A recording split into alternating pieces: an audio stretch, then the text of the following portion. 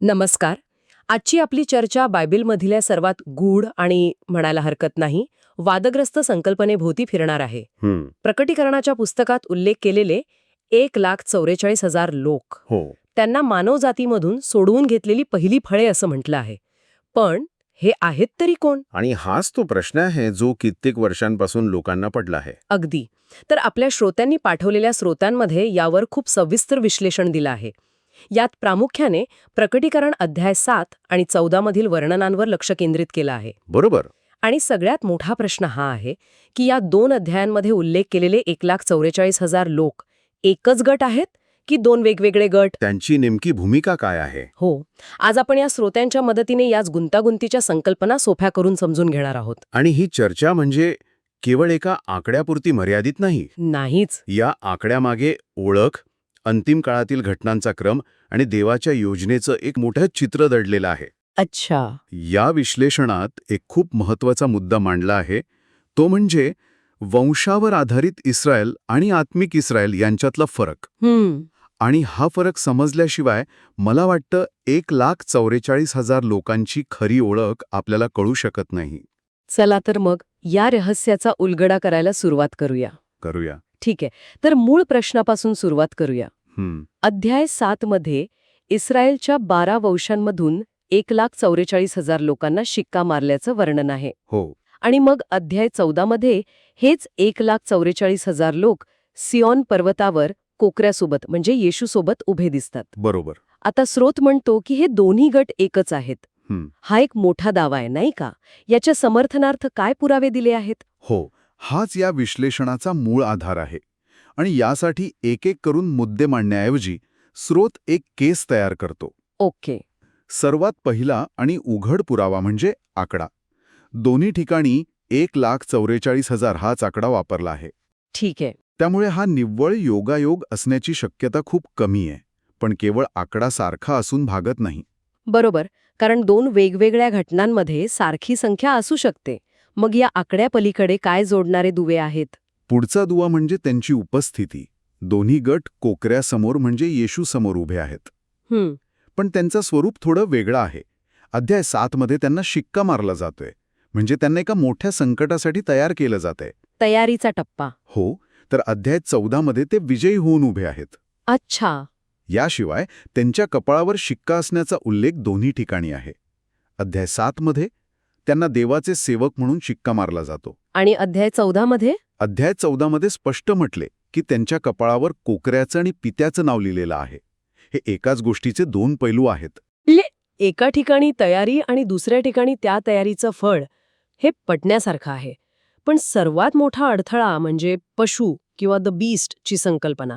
याबद्दल स्रोत काय सांगतो? हा एक खूप महत्वाचा मुद्दा आहे. स्रोतानुसार पशु म्हणजे कोणतंही एक विशिष्ट जनावर नाही, तर ती एक सिम्बॉल आहे. एक प्रतीक. हो, प्रतीक. ती अशा कोणत्याही राजकीय किंवा जागतिक शक्तीचं प्रतीक आहे जी देवाच्या लोकांचा छळ करते. ओके. आता बघा, अध्याय 7 मध्ये उल्लेख आहे की हे लोक महाक्लेशातून आले आहेत. म्हणजेच त्यांनी ह्या पशुच्या सत्तेचा सामना केला आहे आणि त्यावर विजय मिळवला आहे. आणि अध्याय 14 मध्ये? आणि अध्याय 14 आणि 15 मध्येही स्पष्टपणे म्हटलं आहे की त्यांनी पशुवर आणि त्याच्या प्रतिमेवर विजय मिळवला आहे. म्हणजे हा एक सामायिक अनुभव आहे. अगदी, जो दोन्ही गटांना एकत्र जोडतो. समजलं. म्हणजे पशु म्हणजे छळ करणारी व्यवस्था आणि या छळातून टिकून राहणं हाच या गटाचा समान धागा आहे. बरोबर. म्हणजे या स्रोतानुसार अध्याय 7 मध्ये ज्यांना निवडलं गेलं तेच अध्याय 14 मध्ये विजयी होऊन उभे आहेत. हे एकाच गटाच्या प्रवासाचे 2 वेगवेगळे टप्पे आहेत. अगदी बरोबर. आणि हाच गट स्तुतिगीते गातो आणि पहिल्या पुनरुत्थानात सहभागी होतो. त्यामुळे हे 2 वेगळे गट असण्याची शक्यता नाही, असं या विश्लेषणाचं मत आहे. पण इथे एक मोठा पेच आहे. अध्याय 7 मध्ये त्यांना स्पष्टपणे इस्रायलच्या वंशांतील असं म्हटलेलं आहे. हो, हा एक महत्वाचा प्रश्न आहे. याचा शब्दशः अर्थ घेतला तर ते फक्त जन्माने यहुदी असलेले लोक असायला हवेत, नाही का? मग ह्यात इतर राष्ट्रांतील लोकांचा समावेश कसा होऊ शकतो? स्रोत यावर कसा प्रकाश टाकतो? आणि इथेच ही चर्चा खऱ्या अर्थाने रंजक बनते. स्रोत सांगतो की आपण इस्रायल या शब्दाचा अर्थ समजून घ्यायला हवा. ओके. इथे वंशाधारित इस्रायल आणि आध्यात्मिक इस्रायल यांतील फरक समोर येतो. या विश्लेषणाने हा फरक समजावून सांगण्यासाठी 2 खूप सुंदर उदाहरणं वापरली आहेत. अच्छा, चला हे उलगडून पाहूया. मला ही उदाहरणं ऐकायला नक्कीच आवडतील. पहिलं उदाहरण आहे एका इमारतीच्या आराखड्याचं, म्हणजे ब्लूप्रिंटचं. ब्लूप्रिंट. ठीक आहे. विचार करा, वंशाधारित इस्रायल हे त्या इमारतीच्या आराखड्यासारखं होतं. आराखडा खूप महत्वाचा असतो, कारण त्याशिवाय इमारत कशी दिसेल, ती कशी बांधायची हे कोणालाच कळणार नाही. पण आपलं अंतिम ध्येय आराखडा जपून ठेवणं नसतं, तर त्या आराखड्यावरून प्रत्यक्ष इमारत उभी करणं हे असतं. वा, हे उदाहरण खूपच प्रभावी आहे. हो ना. म्हणजे जर मी बरोबर समजत असेन तर स्रोत असं म्हणत आहे की एका विशिष्ट वंशाला चिकटून राहणं हे इमारतीच्या आराखड्यालाच अंतिम घर समजण्यासारखं आहे. बरोबर. मूळ उद्देश तर त्या आराखड्यावरून एक भव्य इमारत उभी करणे हा होता, ज्यात कोणीही राहू शकेल. हीच कल्पना आहे का इथे? अगदी तंतोतंत. तो आराखडा जगाला देवाची योजना दाखवण्यासाठी आवश्यक होता, पण अंतिम इमारत म्हणजेच आध्यात्मिक इस्रायल हेच खरं ध्येय होतं, जे सर्व राष्ट्रांसाठी खुलं आहे. म्हणून 1,44,000 हे केवळ एका वंशाचे नाहीत, ते त्या अंतिम इमारतीचे म्हणजे आध्यात्मिक इस्रायलचे प्रतिनिधी आहेत. आणि दुसरं उदाहरण? तेही इतकंच समर्पक आहे का? दुसरं उदाहरण याकोब, लेया आणि राहेल यांच्या कथेतून घेतलं आहे. अच्छा, बायबलमधली कथा. हो, बायबलनुसार याकोबचं खरं प्रेम राहेलवर होतं, पण परिस्थितीमुळे त्याला आधी लेयाशी लग्न करावं लागलं. या विश्लेषणात लेया ही वंशाधारित इस्रायलचं प्रतीक आहे आणि राहेल ही आध्यात्मिक इस्रायलचं. ओके. येशूची खरी वधू ही आध्यात्मिक इस्रायल आहे, ज्यात सर्व राष्ट्रांचे लोक आहेत. पण त्या आध्यात्मिक इस्रायलच्या निर्मितीसाठी आधी वंशाधारित इस्रायलची गरज होती, जशी याकोबला राहेल मिळण्याआधी लेया मिळाली. म्हणजे वंशाधारित इस्रायल हे एक माध्यम होतं, साध्य नव्हतं. या 2 उदाहरणांमुळे हे अगदी स्पष्ट होतं की स्रोत या 1,44,000 लोकांना एका वैश्विक गटाच्या रूपात पाहतो. हो. ज्यात कोणत्याही वंशाचे, भाषेचे किंवा राष्ट्राचे लोक असू शकतात, जे ख्रिस्तामध्ये एक आहेत. अगदी. आणि त्यांची ओळख एकदा स्पष्ट झाल्यावर पुढचा नैसर्गिक प्रश्न येतो, त्यांची भूमिका काय आहे? त्यांना का निवडलं गेलं आहे? बरोबर. आपण हे तर पाहिलं की हे कोण आहेत, पण त्यांचं काम काय आहे, या जगात त्यांची नेमकी जबाबदारी काय आहे, असं स्रोत सांगतो. स्रोतानुसार हे 1,44,000 लोक प्रकटीकरणात उल्लेख केलेल्या 2 साक्षीदारांची भूमिका निभावतात. 2 साक्षीदार. हो, आणि हे 2 साक्षीदार म्हणजे 2 व्यक्ती नाहीत, तर हा एक गट आहे जो शेवटच्या काळात देवाची साक्ष देतो. आणि त्यांचं कार्यक्षेत्र काय असेल, ते काय करणार आहेत? त्यांचं मुख्य काम शेवटच्या एका आठवड्याच्या पहिल्या 3.5 वर्षांच्या काळात सनातन सुवार्ता म्हणजेच देवाची सार्वकालिक चांगली बातमी घोषित करणे हे आहे. म्हणजे अशा काळात जेव्हा जगात मोठा गोंधळ आणि छळ असेल. बरोबर. अशा वेळी हे लोक केवळ सुवार्ता सांगणार नाहीत, तर ते इतर संतांचं रक्षणही करतील. अच्छा. त्यांच्या वैशिष्ट्यांबद्दलही सांगितलं आहे. ते शुद्ध आहेत, त्यांच्या बोलण्यात खोटेपणा नाही आणि ते निर्दोष आहेत. आणि सर्वात महत्वाचं म्हणजे कोकरा जिथे जाईल तिथे ते त्याच्या मागे जातात. हे त्यांच्या संपूर्ण समर्पणाचं प्रतीक आहे. याच लोकांना मनुष्यांमधून खंडणी भरून घेतलेली प्रथम फळे असंही म्हटलं आहे. ही संकल्पना थोडी क्लिष्ट वाटते. प्रथम फळे म्हणजे काय? हंगामातील पहिलं फळ. इथे खूप सुंदर आध्यात्मिक संकल्पना मांडली आहे. याचा संबंध उशिराच्या पावसाशी जोडला आहे. उशिराचा पाऊस. हो. इस्रायलमध्ये शेतीसाठी 2 प्रकारचे पाऊस महत्वाचे मानले जातात. पहिला पाऊस जो पेरणीनंतर येतो आणि अंकुर फुटायला मदत करतो. आणि दुसरा आणि उशिराचा पाऊस जो कापणीच्या आधी येतो आणि पिकाला पूर्णपणे पिकवतो, दाण्याला भरदार बनवतो. ओ, म्हणजे ही एक शेतीची उपमा आहे. तर मग याचा आध्यात्मिक अर्थ काय? या विश्लेषणाप्रमाणे पहिला पाऊस म्हणजे पवित्र आत्म्याचा अनुभव जो प्रत्येक विश्वासणाऱ्याला मिळतो. पण उशिराचा पाऊस हा एक विशेष अनुभव आहे, जो शेवटच्या काळातील मोठ्या आव्हानांना तोंड देण्यासाठी निवडक लोकांना दिला जाईल. म्हणजे एक विशेष शक्ती? एक प्रकारे हो. ज्या संतांना हा उशिराच्या पावसाचा अनुभव येईल, तेच ही प्रथम फळे बनतील. ते काळाच्या दृष्टीने शेवटची फळे असतील, पण आध्यात्मिक परिपक्वतेच्या दृष्टीने ती सर्वोत्तम पहिली फळे असतील. म्हणजे ही एक विशेष निवड आहे जी शेवटच्या काळातील मोठ्या कार्यासाठी तयार केली जाईल. आता या 1,44,000 लोकांव्यतिरिक्त श्रोत शहीद साक्षीदारांच्या एका मोठ्या गटाबद्दलही बोलतो. हो. मग हे 1,44,000 त्या गटापेक्षा वेगळे आहेत का? नाही, ते त्या मोठ्या गटाचाच एक भाग आहेत. शहीद साक्षीदार म्हणजे ते सर्व लोक ज्यांनी प्रत्येक युगात सुरुवातीपासून ते शेवटपर्यंत देवावरील विश्वासासाठी आपला जीव दिला. आणि पशुवर विजय मिळवला. बरोबर. छळ करणाऱ्या शक्तींवर विजय मिळवला. 1,44,000 हा त्या मोठ्या समूहातील शेवटच्या काळातील विशेष गट आहे.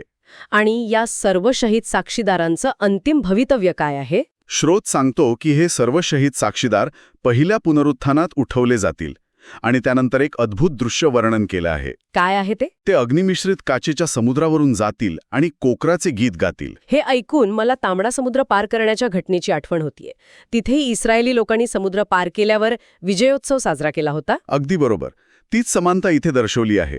जसे इस्रायली लोकांनी तांबड्या समुद्राच्या छळातून सुटका झाल्यावर मोशेचे गीत गायले होते, तसंच हे सर्व शहीद साक्षीदार जगाच्या छळातून सुटका झाल्यावर काचेच्या समुद्राजवळ कोकराचे गीत गातील. तो त्यांच्या अंतिम विजयाचा आणि सुटकेचा क्षण असेल. हो. म्हणजे प्रकटीकरणातील ही दृश्य जरी शेवटच्या काळातील शहीद साक्षीदारांवर लक्ष केंद्रित करत असली तरी हा सन्मान सर्व युगांतील शहीद साक्षीदारांना मिळेल. बरोबर. ही एक खूप दिलासादायक गोष्ट आहे. आणि हे आपल्याला अंतिम घटनांच्या क्रमाकडे घेऊन जातं, नाही का? या स्रोतानुसार तो क्रम कसा आहे? हो. आणि हा क्रम समजून घेणं खूप महत्वाचं आहे. स्रोतानुसार अंतिम काळ, ज्याला महाक्लेश किंवा शेवटचा एक आठवडा म्हटला आहे, तो स्पष्टपणे 2 भागांमध्ये विभागलेला आहे. 2 भाग? हो. दोन्ही भाग प्रत्येकी 3.5 वर्षांचे आहेत. ओके. पहिला 3.5 वर्षांचा काळ कसा असेल? पहिला 3.5 वर्षांचा काळ हा संतांच्या महाक्लेशाचा काळ आहे. म्हणजे विश्वासणाऱ्यांच्या परीक्षेचा काळ. हो. या काळात पशु म्हणजे छळ करणारी जागतिक सत्ता राज्य करेल आणि संतांचा छळ होईल. याच काळात 1,44,000 लोक सुवार्ता सांगतील आणि इतर संतांचे रक्षण करतील. आणि त्यानंतरचा दुसरा 3.5 वर्षांचा काळ, तो कसा वेगळा आहे? तो काळ पशूच्या महाक्लेशाचा काळ आहे. हा काळ संतांसाठी नाही, तर त्या छळ करणाऱ्या शक्ती आणि तिच्या अनुयायांसाठी आहे. अच्छा. याच काळात देवाच्या क्रोधाच्या 7 पिढा पृथ्वीवर येतील. हा न्यायाचा काळ आहे. अरे वा. म्हणजे यात एक खूप मोठा आणि महत्वाचा फरक आहे. हो. संतांना पहिल्या टप्प्यातील छळ आणि परीक्षा सहन करावी लागेल, पण पहिल्या पुनरुत्थानात ते उचलले गेल्यामुळे बरोबर. त्यांना दुसऱ्या टप्प्यातील देवाच्या क्रोधाचा म्हणजे त्या 7 पिढ्यांचा सामना करावा लागणार नाही. ते त्यातून वाचतील. अगदी बरोबर. हा क्रम खूप महत्वाचा आहे. या विश्लेषणात पहिल्या पुनरुत्थानाला धान्याची कापणी म्हटलं आहे. आणि त्यानंतर? आणि ही कापणी पूर्ण झाल्यावरच द्राक्षांच्या पिकाची कापणी सुरू होते, जे 7 पिढ्यांचं प्रतीक आहे. एकानंतर दुसरे असा क्रम आहे. आणि हे पहिले पुनरुत्थान इतके महत्वाचे का मानले जाते? केवळ सुटकेसाठी? नाही, त्यामागे खूप मोठं आध्यात्मिक कारण आहे. ते काय? सैतान सुरुवातीपासून देवावर असा आरोप करत आला आहे की देवाने दिलेल्या आज्ञा पाळणे मनुष्यासाठी अशक्य आहे. पण शहीद साक्षीदारांचे पुनरुत्थान हे सिद्ध करते की देवाच्या मदतीने त्याच्या आज्ञा पाळल्या जाऊ शकतात, अगदी मरणापर्यंत विश्वासू राहू नये. ही घटना सैतानाचा युक्तिवाद कायमचा खोडून काढते आणि त्याचा पराभव निश्चित करते. तर आतापर्यंत आपण पाहिलं की 1,44,000 लोक कोण आहेत? ते वंशाने नव्हे तर आत्म्याने निवडलेले जागतिक प्रतिनिधी आहेत. बरोबर. त्यांची भूमिका शेवटच्या काळात साक्ष देण्याची आहे आणि अंतिम घटनांच्या क्रमात ते कुठे बसतात. पण या चर्चेच्या शेवटी स्रोत एका विचार करायला लावणाऱ्या शक्यतेवर चर्चा संपवतो, नाही का? हो. आणि इथेच ही चर्चा अधिक सूक्ष्म आणि सखोल होते. प्रश्न हा आहे की प्रकटीकरण अध्याय 14 मध्ये सियोन पर्वतावर 1,44,000 लोकांचे उभे राहण्याचे जे दृश्य आहे, हो, ते पहिल्या पुनरुत्थानानंतर घडणाऱ्या घटनेचे प्रत्यक्ष चित्रण आहे की ते पुनरुत्थान होण्याआधीच त्यांची ओळख, त्यांचं ध्येय आणि त्यांचं अंतिम नशीब काय असेल हे समजावून सांगणारे एक प्रतिकात्मक दृश्य आहे. म्हणजे ती एक भविष्यकालीन घटना आहे की त्यांच्या कार्याचे स्पष्टीकरण. हे खूप महत्वाचं आहे कारण यावर त्या दृश्याचा अर्थ अवलंबून आहे. अगदी. स्रोत कोणत्या बाजूला झुकतो? स्रोत दुसऱ्या शक्यतेकडे अधिक झुकतो. त्यानुसार अध्याय 14 मधील सियोन पर्वतावरील दृश्य हे एक म्हणूया की प्रिव्ह्यू किंवा टीजर सारखं आहे. एक झलक. हो, एक झलक. ते आपल्याला हे सांगण्यासाठी आहे की अध्याय 7 मध्ये ज्यांना शिक्का मारण्यात आला तेच लोक महाक्लेशाच्या काळात सनातन सुवार्ता सांगतील आणि विजयी होतील. म्हणजे हे एक आश्वासन आहे. हो, त्यांचं अंतिम ठिकाण कोकऱ्यासोबत असेल हे त्यांना आणि आपल्याला आश्वासन देण्यासाठी ते दृश्य आहे. त्यांचं प्रत्यक्ष पुनरुत्थान झाल्यावर ते इतर सर्व शहीद साक्षीदारांप्रमाणेच काचेच्या समुद्राजवळ उभे राहून कोकऱ्याचं गीत गातील. याचा अर्थ प्रकटीकरणातील ही सर्व दृश्ये अक्षरशः एकापाठोपाठ एक घडणाऱ्या घटना आहेत की एकाच सत्याचे वेगवेगळे पैलू दाखवणारी प्रतिकात्मक चित्र आहेत यावर विचार करणं आवश्यक आहे. बरोबर. सियोन पर्वत आणि काचेचा समुद्र ही एकाच विजयाची दोन वेगवेगळी वर्णने असू शकतात का? किती वेगवेगळ्या घटना दर्शवतात? हा प्रश्न या चर्चेनंतरही विचार करण्यासारखा आहे आणि तो या ग्रंथाच्या सखोल अभ्यासासाठी एक नवीन दार उघडतो. यावर विचार करत राहणे हेच या विश्लेषणाचे खरे सार आहे.